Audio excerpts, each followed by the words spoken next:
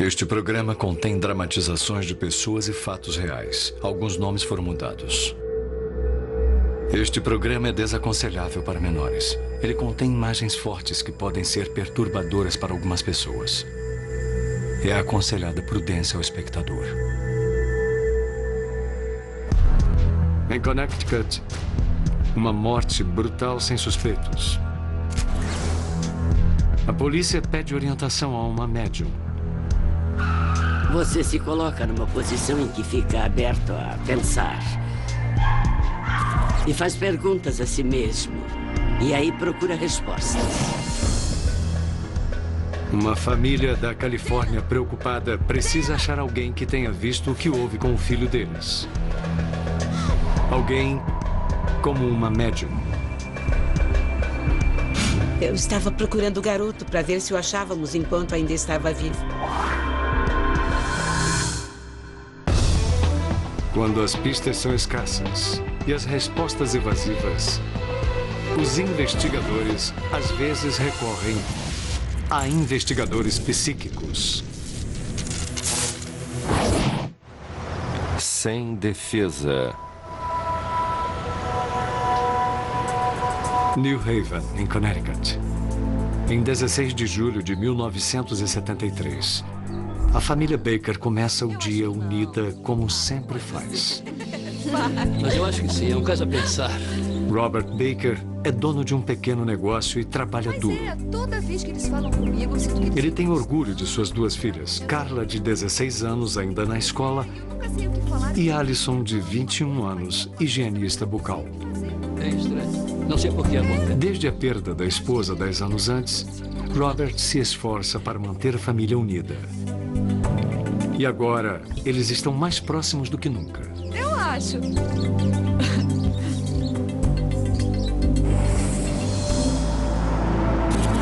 Mas tudo isso vai mudar.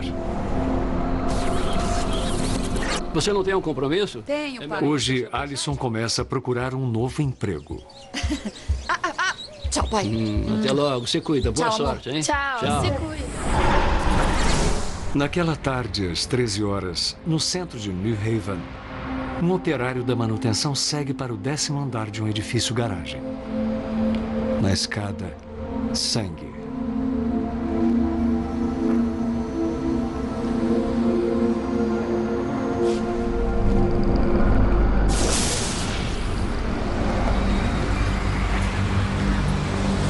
Os investigadores da polícia de New Haven vão ao local.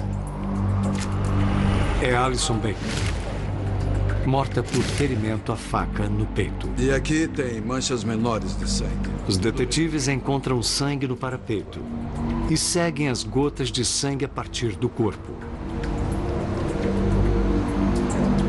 A trilha leva ao 9º andar.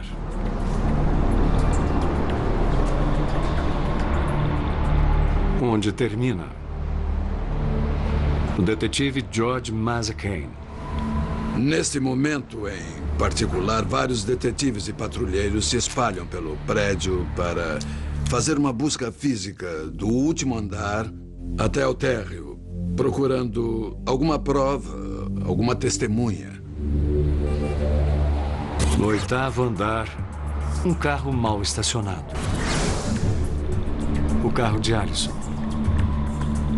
Pelo que parece, o carro foi abandonado. Tem sangue nele todo. Havia sangue na maçaneta. Havia sangue no painel, sangue no volante, sangue no câmbio. E havia uma caixa de lenços de papel.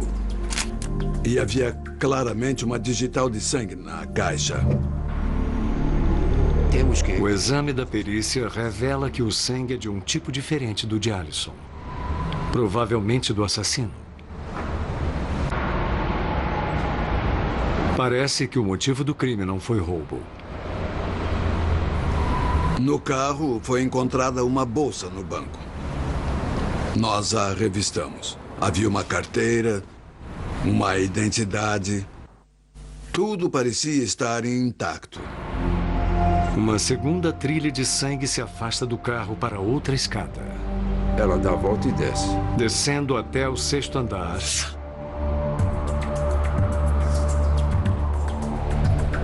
onde é encontrado um pedaço de pano com mais sangue. Tem sangue aqui. Os detetives suspeitam que o assassino o deixou cair ali.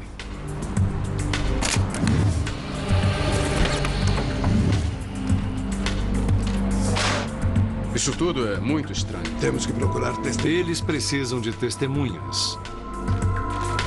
E localizam várias, todas com visões de partes diferentes do crime. Havia 2 garotos que estavam no 9º andar do prédio e que disseram que ouviram um grito e viram uma jovem de vestido azul com um homem a perseguindo. O homem estava com uma faca.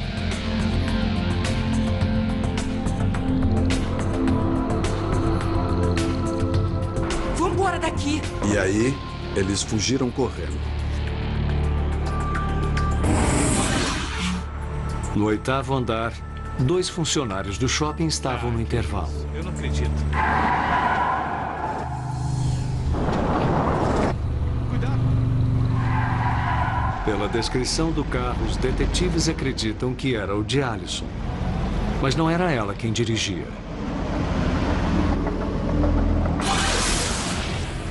Outra testemunha, um funcionário do estacionamento, diz aos investigadores que um homem suspeito deu a ele um ticket ensanguentado. E ele disse que o homem estava suando e escondia a mão esquerda. Aí o funcionário disse: "Você está ferido? Posso ajudá-lo?" E ele disse: "Não, obrigado." E saiu em disparada. O funcionário fez uma descrição desse indivíduo como sendo branco, mais de 25, talvez uns 30 e poucos anos. Ele tinha 1,80 m. Constituição média, bigode, cabelo comprido e escuro. É uma cena de crime complicada, com evidências se espalhando em múltiplos níveis de um enorme edifício garagem. A polícia tem que dar sentido a isso para pegar o homem que matou Allison Baker. Nós vamos dar uma busca completa.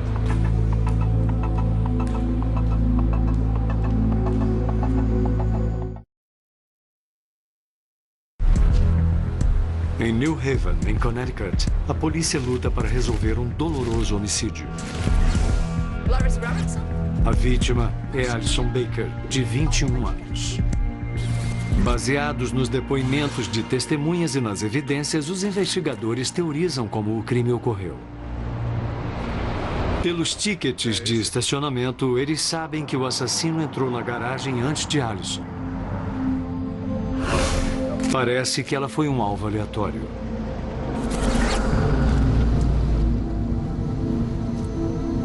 Allison chegou sozinha.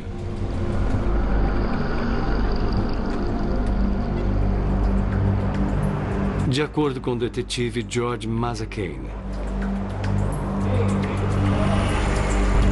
Nós determinamos que essa jovem tinha sido abordada por um homem com uma faca. O quê? Por quê? Entra no carro. Calma, tá bem. Entra tá no bem, carro. entra. Vamos! Já entrei, calma. E ele levou o carro até o topo da garagem.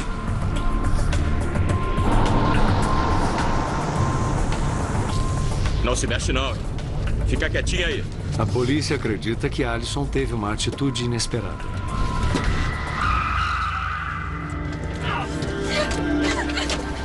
Naquele momento, ela decidiu se arriscar e tentar fugir dali.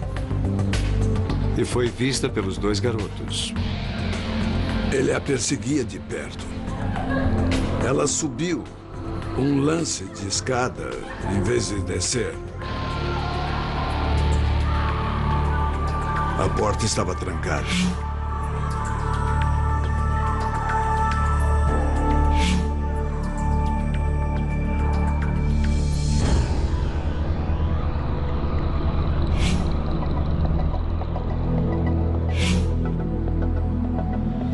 O assassino, ao fugir, deixou uma trilha de sangue de seu corte na mão.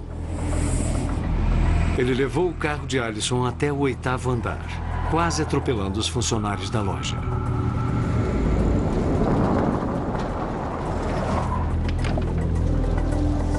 O assassino então largou o carro e deixou mais uma trilha de sangue e foi para o nível mais baixo, onde os investigadores acreditam que estava o carro dele.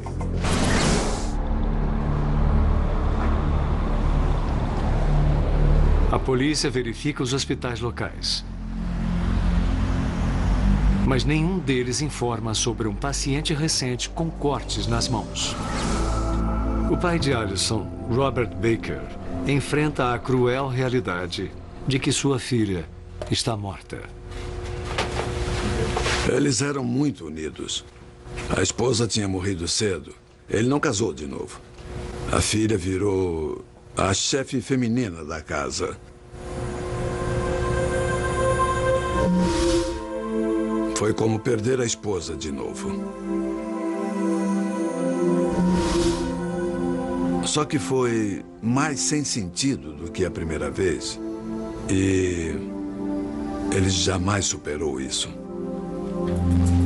Ele não vai descansar até que o assassino de sua filha seja levado à justiça. O pai, desde o início, sentiu que tinha sido namorado. Ele nunca tolerou o relacionamento. E sentia que o rapaz, às vezes, ficava violento. Houve boatos de que ele a agredia de vez em quando. Ele concordou em fazer um reconhecimento. O funcionário da loja só viu o suspeito de relance. Mas identifica o namorado de Alison como o homem que ele viu. Mas o funcionário do estacionamento que falou com o suspeito não reconhece o namorado nem os outros perfilados. Reconhece alguém? O álibi do namorado é sólido e ele não tem cortes na mão esquerda. Tudo bem, vocês estão dispensados. De volta à estaca zero. Estávamos ficando sem pistas. Naquele momento, chega a análise do tecido, que indica que a pessoa que o possuía trabalhava com freon, que é um propelente em pintura de carros. Um pano vermelho, tipos diferentes de óleo, graxa, nicotina, suor e... Eles concluíram que o dono do pano, na verdade, era um mecânico. Então, nós fizemos uma lista de todas as oficinas de New Haven. Cada um dos funcionários tinha que ser examinado. Nós queríamos ver o braço esquerdo deles, se havia algum tipo de ferimento. E fizemos eles providenciarem um álibi viável. E queríamos as digitais deles. Apesar de seus esforços, a busca não leva a pistas. Nesse ponto, não tínhamos suspeitos. Senti que tinha chegado ao fim da linha, por assim dizer, a não ser que aparecesse algo novo. Não havia mais nada o que fazer. Era preciso um enfoque novo. Então, um dos amigos de Masa Kane dá uma sugestão inesperada. Eu conheço uma mulher, Mary Downey. Ela é médium. Naquela altura, qualquer coisa era melhor do que nada. E essa médium? Eu já vi muitas... Eu tinha a mente aberta e pensei que se ela tivesse alguma coisa, eu ia investigar. Ela não mora... Se não tivesse, eu encerrava. E foi exatamente isso. O detetive diz a Mary Downey que precisa de ajuda em um caso difícil. Ela pede para ele não contar nada específico. Naquela noite, quando fui para casa, fiz uma caminhada temporal. Para as pessoas que não entendem o conceito disso, você basicamente senta e se põe numa posição onde está aberto a pensar. E aí faz perguntas a si mesmo. O que é esse caso? Quem está envolvido? A maior parte do meu trabalho é baseado no padrão de aura e nos campos de energia, porque isso nos diz coisas. O primeiro fala sobre a personalidade, os outros falam no que está envolvido, o que estão absorvendo na hora. Eu tive a impressão muito forte de um padrão de aura anil e que era um homem. E eu soube na hora que ele era o criminoso. Ele era o tipo de pessoa que tinha muito pouco respeito pelas mulheres. Ele também era inconstante. O que significa que se você desobedecê-lo, ele vai se irritar. Se ele te ameaçar e você revidar, isso vai irritá-lo ainda mais.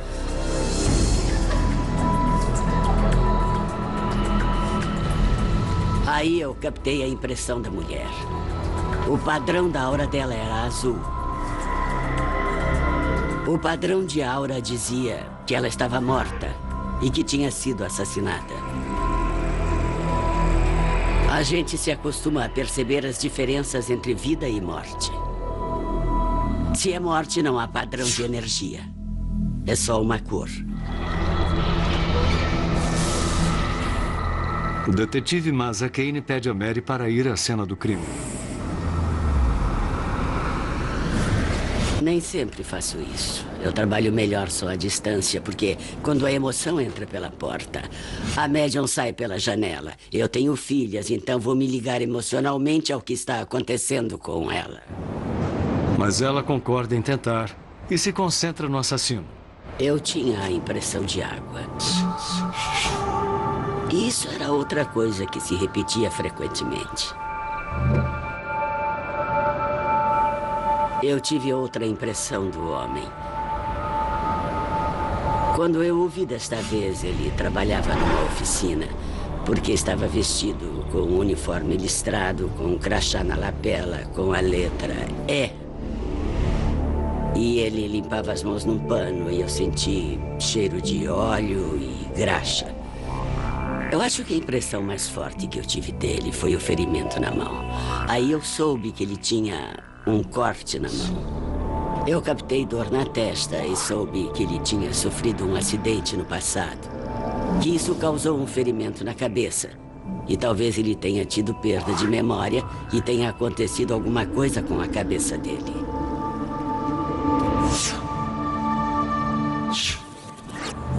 Ela disse que ele se feriu no conflito no Vietnã e tem uma placa na cabeça.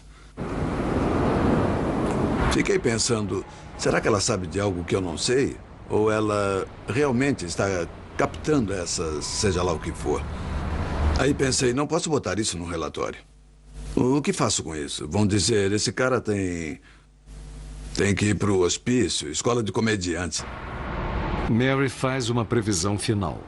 Eu não achei que o caso seria resolvido rapidamente, porque pensei que quem tinha cometido o crime era alguém muito comum e conseguiria escapar facilmente. Eu sabia que para pegá-lo, ele teria que estar numa situação em que agrediria alguém, e aí seria preso por essa agressão. Ele ia ficar anos e anos sem ser apanhado. E eu também disse que o sangue falaria,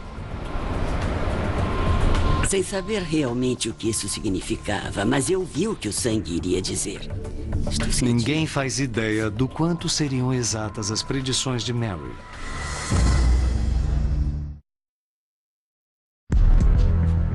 Investigando o assassinato de Alison Baker, de 21 anos, em 1973, a polícia recorre à médium Mary Downey. Ela dá pistas sobre o assassino e faz uma previsão assustadora. Eu sabia que levaria anos para ele ser apanhado, mas eu disse, não percam a esperança porque o sangue vai falar.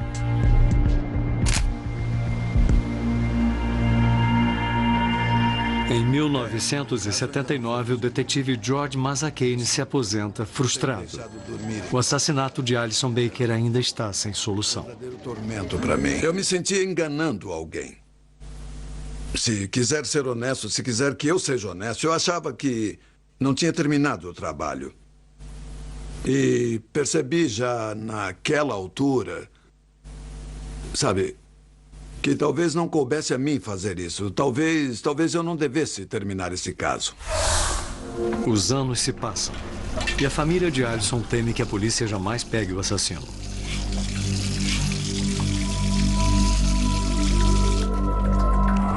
Em julho de 1994, 21 anos depois do crime, um morador do local agride a namorada. Peraí! Seu nome, Edward Grant. Alguém teve a ideia de checar as digitais dele com as do homicídio de New Haven. Uma delas batia perfeitamente com a impressão em sangue retirada de dentro do carro de Allison. É uma virada incrível que sinaliza o início do fim desse caso, que dura décadas. O destino de Grant é selado quando o exame de DNA revela que o sangue encontrado na cena do crime é dele. Quase 3 décadas depois de matar Allison Baker, Grant é declarado culpado e sentenciado à prisão perpétua. Para o detetive George Mazzacane, o caso finalmente se encerrou.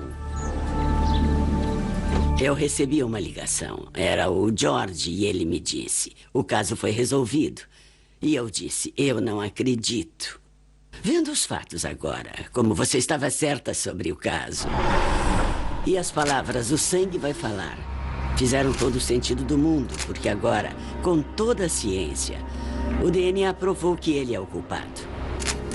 Então o sangue falou. Ele tinha um ferimento na mão? Tinha, sim. Tinha um ferimento na cabeça? Tinha, sim. Ele era mecânico? Era, sim. A única coisa que não reparamos foi a água. Ele morava em Waterbury. Infelizmente, o pai de Allison, que passou a vida tentando fazer com que o assassino fosse preso, não viveu para ver isso. O mais triste para mim foi que o pai da vítima morreu pouco antes do caso ser resolvido. Então ele não o viu fisicamente resolvido. Eu tenho muita fé de que quando ele chegou no céu, foi direto a Deus e disse: trabalhei muito para isso e quero que seja resolvido. E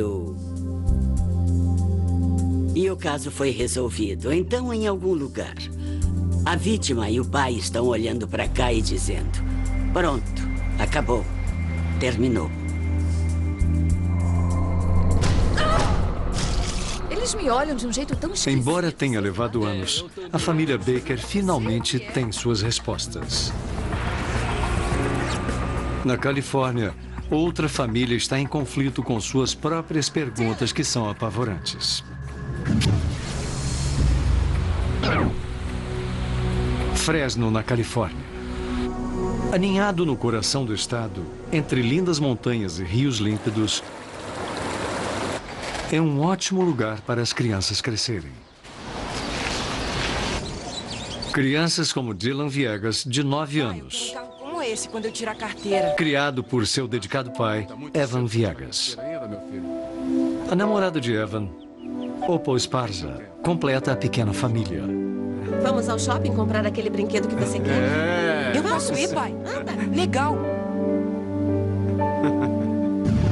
Depois da escola, em 23 de agosto de 1982, Opal e Dylan saem para o shopping.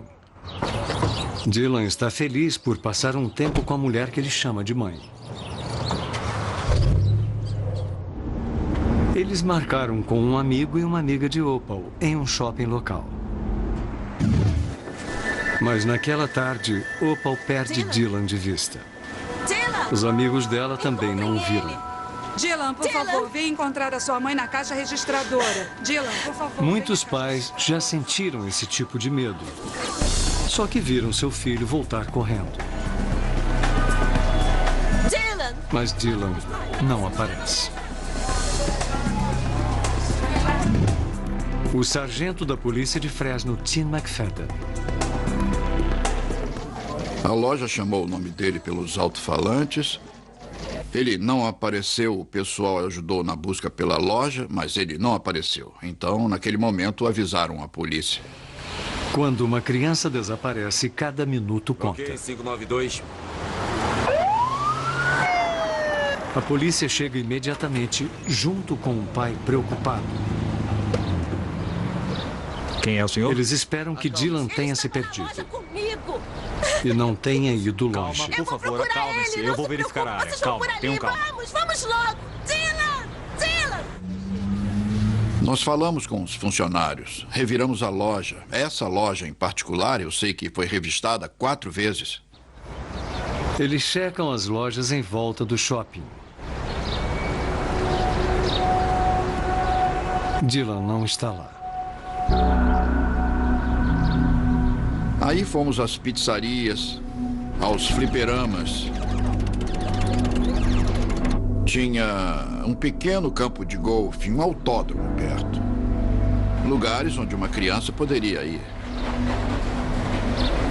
Tivemos inúmeros relatos de pessoas que acharam ter visto ele sair da loja, que acharam ter visto ele no fliperama, porque nós mostramos fotos e elas diziam, eu vi ele, mas depois de checar e investigar, descobrimos que não era o garoto que procurávamos.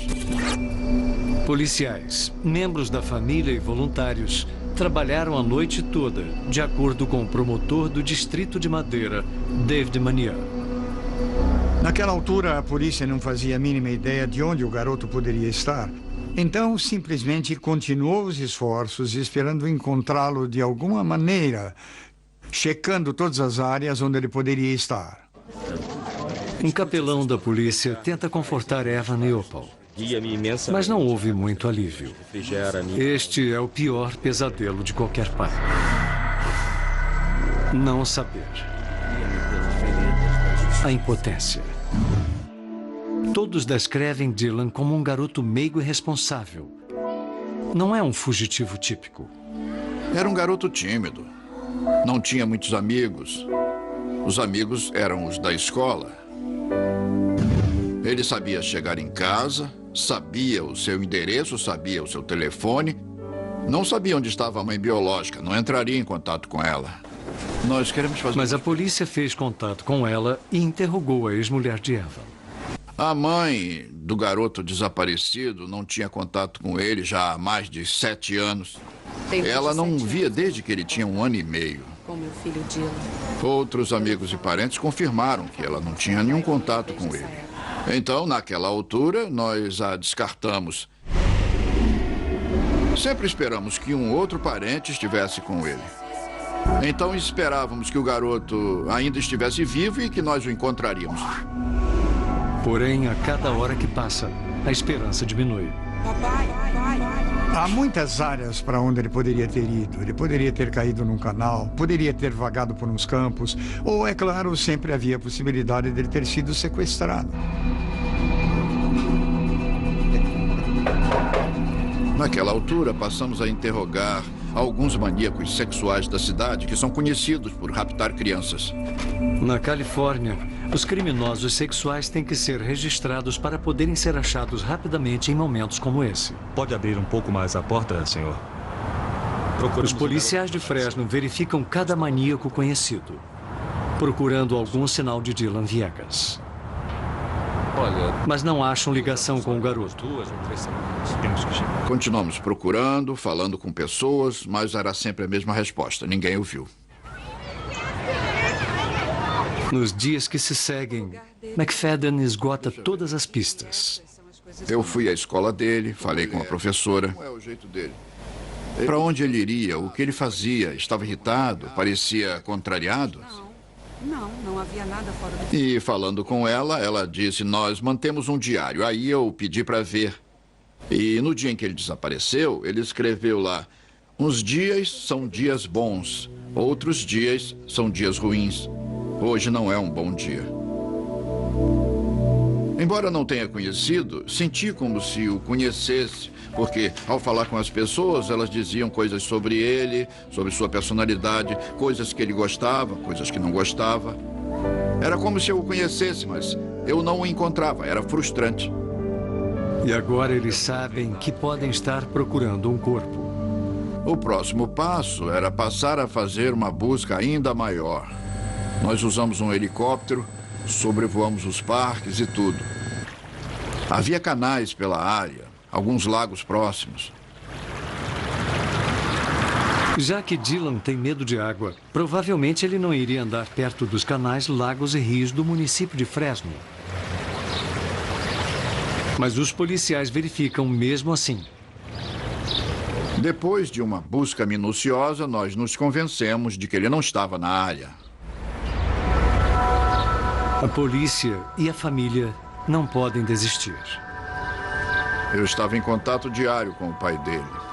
Ele estava muito preocupado. Estava fazendo tudo o que um pai faria. Cada vez que a esperança aumenta, uma nova frustração. Não demora muito para que a busca por Dylan envolva uma médium que tem visões que ninguém gostaria de ter.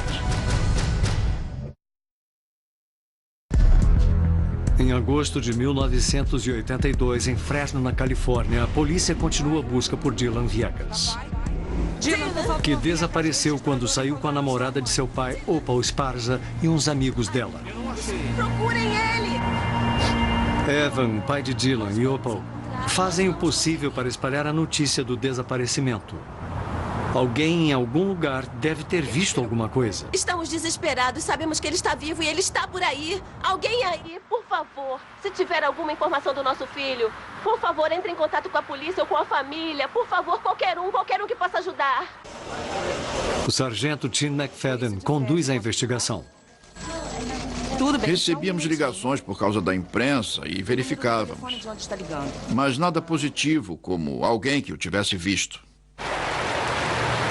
Depois de 2 semanas, a polícia chega a um beco sem saída. Não há um pedido de resgate. Não há sinal de um corpo. Eu fracassei até o ponto em que não havia mais nada para fazer.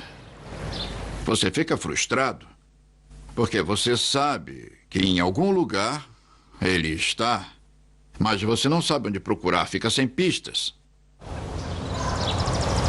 Então, uma estação de televisão da região se oferece para chamar a médium Kay Ray. McFadden fica feliz por ter a ajuda dela. Eu conheci a Kay em 1979, em outro caso de criança desaparecida. E ela foi muito valiosa em nos dar pistas para a localização do corpo da menina. E Kay fica feliz por trabalhar com McFadden de novo. Ele não ia desistir enquanto não achasse a criança. Ele é como um bulldog. Não desiste e faz o que tem que fazer. Com a família e a polícia concordando em trabalhar com a médium, a estação de TV consegue trazê-la de San José.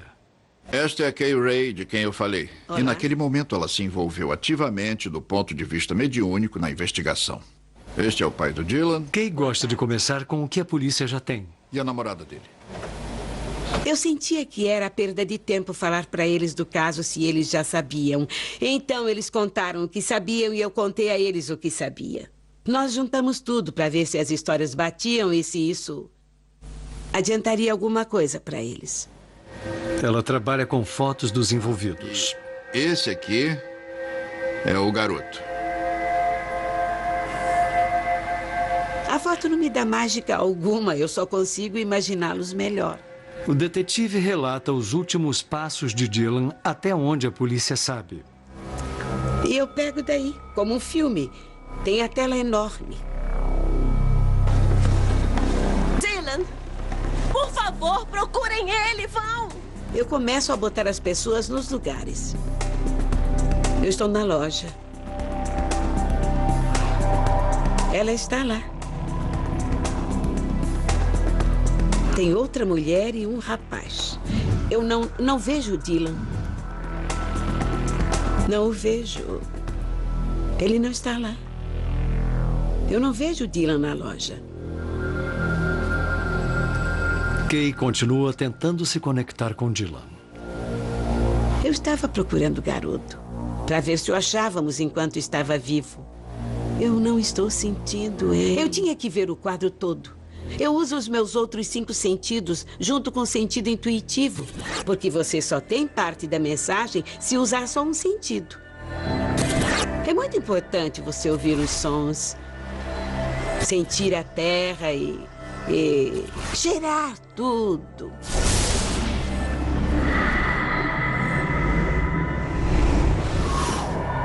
É uma visão angustiante. Kay pede para continuar sozinha com McFadden. Bom, eu tenho uma coisa para discutir com ela. A família não precisa ouvir isso. Eu chamo vocês. Tá bem? Obrigado, sim? Não se preocupe. Tim e eu nos reunimos e conversamos com mais detalhes sobre o caso.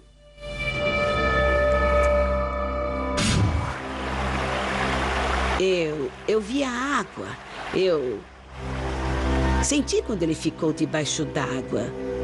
Mas não sentia se tinha pulsação ou se havia parado ou não. Então senti que ele estava muito tempo debaixo d'água e podia respirar. E finalmente o coração parou.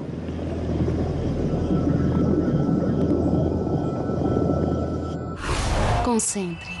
Então, Opal Esparza traz outra médium por sua conta. Eu estou começando a sentir De acordo com o promotor David Mania. E ela também fez uma leitura, e essa médium veio com uma história muito específica sobre um homem que tinha sequestrado o garoto na loja de departamentos, que o molestou sexualmente, o pôs numa caixa de papelão, onde ele morreu sufocado e o enterrou na areia. E ele foi enterrado na areia perto de uma ponte. A médium fez um desenho de uma ponte de estrada de ferro e indicou que, em sua visão, ela descobriu que o garoto estava enterrado na areia perto daquela ponte. Opal diz que reconhece o lugar. Espera aí, eu conheço esse lugar. O rio San Joaquim fica no distrito vizinho de Madeira. San Joaquim. Sim, San Joaquim, em Madeira. Duas médiums diferentes. Duas histórias muito diferentes. E um garoto desaparecido que precisa voltar para casa. A verdade está para surgir. Uma verdade que vai chocar a todos os envolvidos.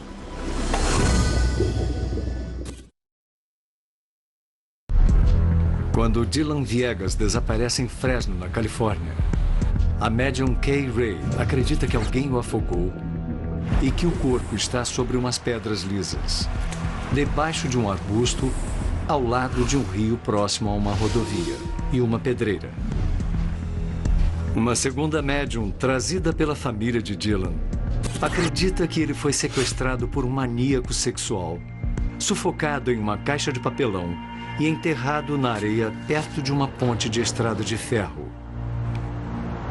A namorada do pai de Dylan, Opal Esparza, diz que acha que essa ponte fica sobre o rio San Joaquim, de acordo com o promotor David Menier. Então, naturalmente, o que eles acharam que deviam fazer era ir até a área, tentar achar o garoto. A família procura nas margens do rio San Joaquim, no outro lado de Fresno, no distrito de Madeira. Em certo ponto, Opal cai em seu próprio transe mediúnico. Eu estou ouvindo ele! Eu estou ouvindo a voz dele! Aqui, me encontrem! Por ali!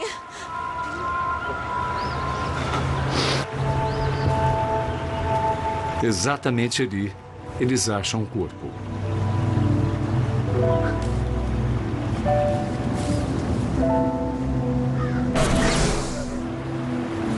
O sargento da polícia, Tim McFadden, já procura Dylan há 5 semanas. É um momento terrível para todos.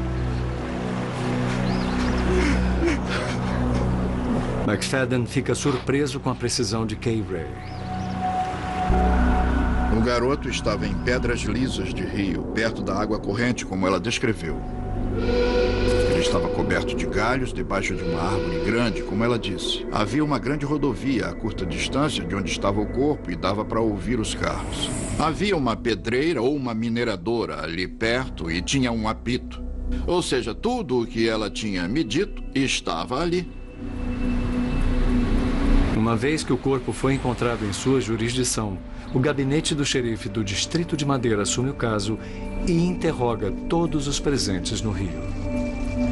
Então, Opal... Logo, o detetive Tom Turk, do município de Madeira, tem um mau pressentimento. Quem possa ter feito isso? E foi muito, muito estranho que, de repente, tenham sido eles que acham o corpo nesse local específico no rio San Joaquim, depois desse tempo todo. As coisas não encaixavam. O detetive Turk e o sargento Fred Flores interrogam a amiga de Opal, Brooke Travis, que estava junto no dia em que Dylan desapareceu. Precisamos saber como aconteceu. Nós conversamos com ela por talvez umas 6 horas. Ela divagou muito E vimos que tínhamos que focar nela e talvez entrar um pouco mais fundo na sua consciência sobre esse dado do garoto ter se perdido. Diga-me, ao ver uma foto de Dylan, ela desaba com uma confissão atordoante. Ela, Opal e o amigo delas, Tyson Prentice, mataram Dylan. Ela diz que 3 semanas antes do homicídio, Opal mandou que Tyson e ela afogassem o garoto. E eles iam tentar afogá-lo, mas apareceram uns corredores. Acho melhor voltarmos. Aí eles viram que era muito arriscado e voltaram para casa. Aí o levamos de volta. Então, em 23 de agosto, eles tentaram de novo. Desta vez com Opal junto para se certificarem de que ia acontecer mesmo. Meu amor. Eles atraíram o garoto ao rio. Eles o seguraram debaixo d'água com o rosto para cima, enquanto ele lutava, até finalmente se afogar. Então, nos seus últimos momentos, o garoto olhava para cima e estava lutando, vendo que a madrasta segurava a cabeça dele e o afogava, junto com mais 2 pessoas que ele achava que eram suas 2 melhores amigas.